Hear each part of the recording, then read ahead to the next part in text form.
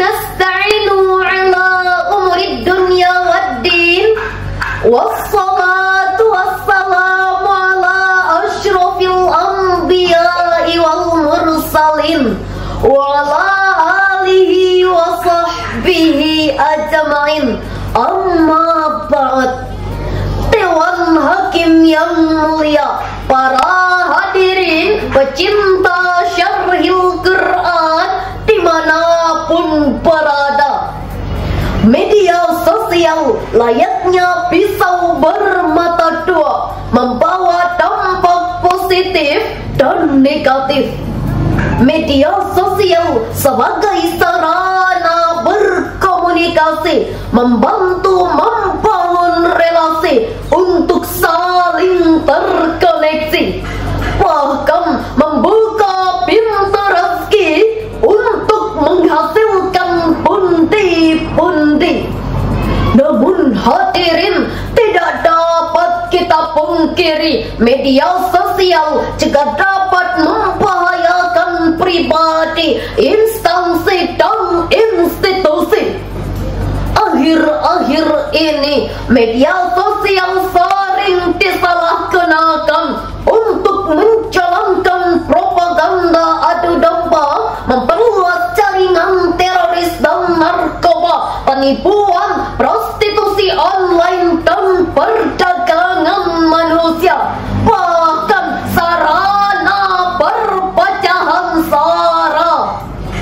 Betapa banyak pengguna media sosial yang sudah tak beretika, bebas berbicara, berargumen sesukanya, menyumpah, mengutuk, menghina, bahkan melecehkan orang lain tanpa memikirkan perasaan.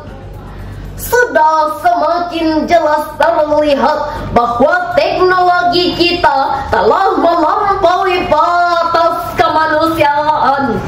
Untuk itu, etika berkomunikasi di media sosial adalah judul syarhil Quran yang akan kami bahas pada kesempatan kali ini. Sebagai rujukan, Quran surah Al-Ahzab ayat 70 sampai 71. A'udzu billahi minasy syaithanir rajim.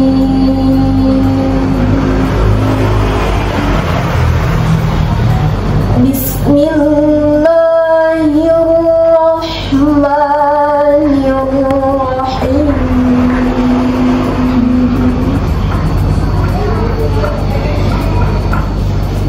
Ya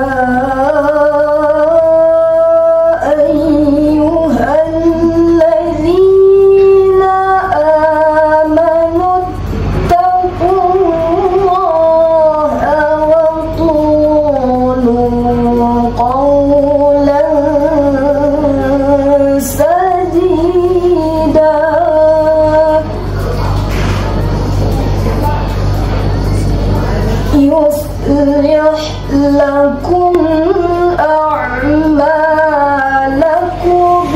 wa yaghfir lakum dhunubakum.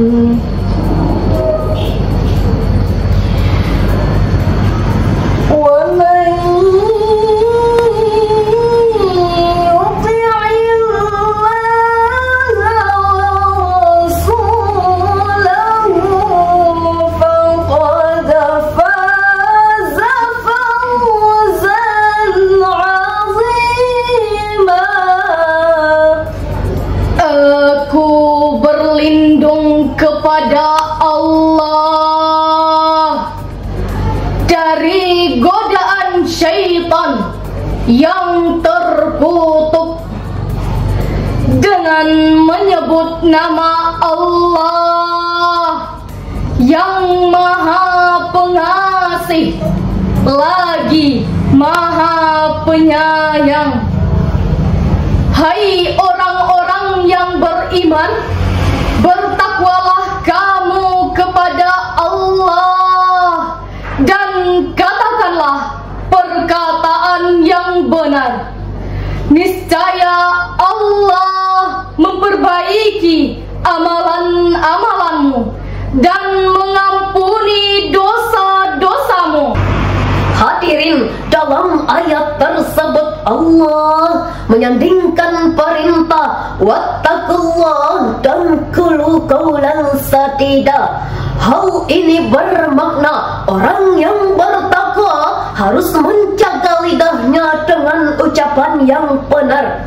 Ucapkanlah perkataan dengan benar dan sengaja. Perkataan yang benar adalah yang mengandung kebaikan.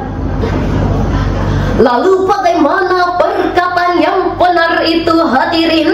Syekh Ibnu Katsir dalam tafsirnya Al-Quranul Azim juz 6 halaman 487, perkataan yang benar adalah perkataan yang lurus, tidak mengandung kepalsuan dan penyimpangan. Ucapan dan tindakan harus sejalan, tidak berbohong dan tidak manipulasi.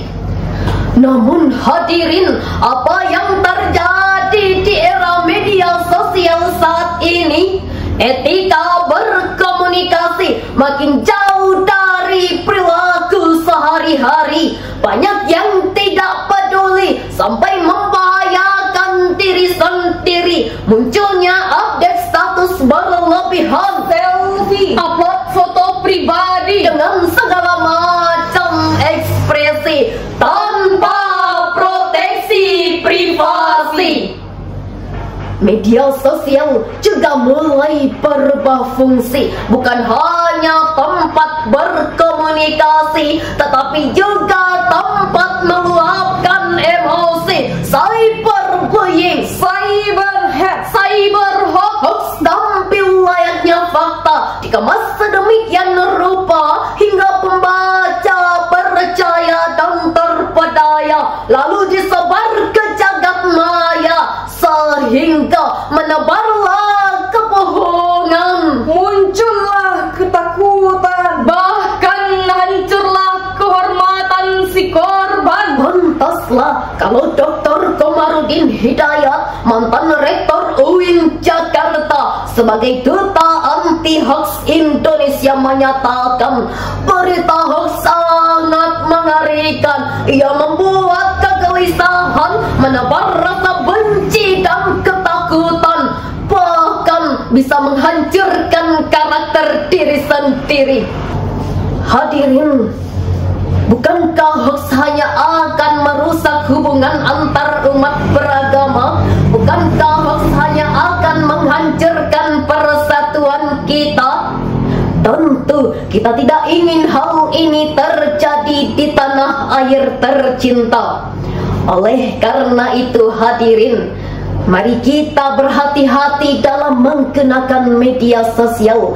Baca dan pahami undang-undang ITE. Jangan menebar berita yang belum jelas sumbernya, karena akan menjadi bencana. Jangan menyinggung isu SARA agar amarah tak membara. Jangan menyebar link pornografi dan pornoaksi, karena itu racun generasi.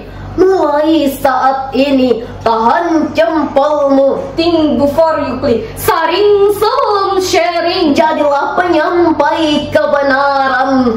Qulu qawlan sadida. Setuju hadirin? Lalu hadirin, bagaimana tuntutan Al-Quran agar kita terhindar dari berita hoax? Sebagai jawabannya, mari kita simak firman Allah dalam Quran surah Al-Hujurat ayat 6. Ya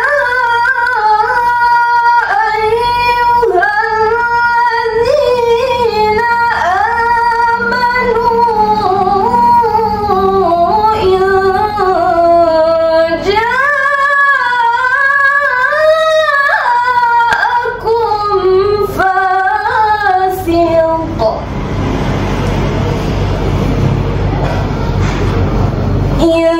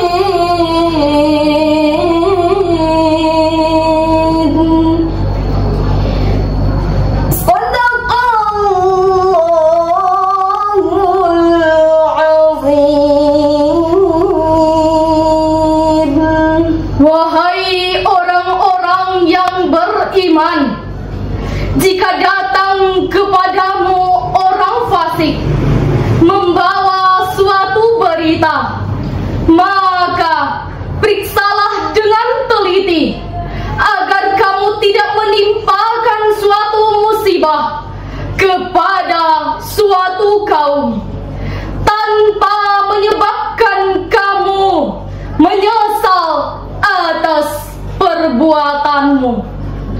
Maha benar Allah dengan segala firman-Nya. Syekh Al-Qurtubi dalam tafsirnya Al-Jami' li Ahkamil Quran jilid 16 halaman 312 memaknai kata fasik dengan al-kadzab, pendusta. Selanjutnya kalimat pinabain menurut Quraisy Shihab dalam tafsirnya Al-Misbah halaman 588 bermakna berita penting.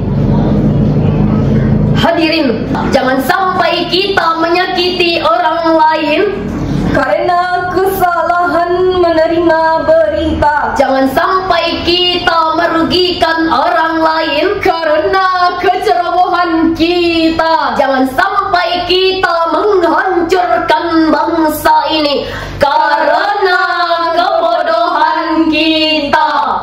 Fatusbihu ala ma fa'altum natimin.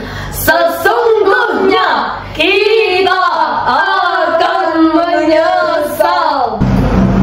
Sebagai kesimpulan, pertama, etika berkomunikasi di media sosial telah diatur dalam Undang-Undang ITE, namun belum sepenuhnya rakyat Indonesia menjalankannya. Kedua, tugas kita sebagai rakyat Indonesia, mari kita saling mengingatkan sesama, mari kita saling menjaga. Tunjukkan etika jika eksis di media. Ketiga, waspadalah terhadap berita hoax apapun tampilannya.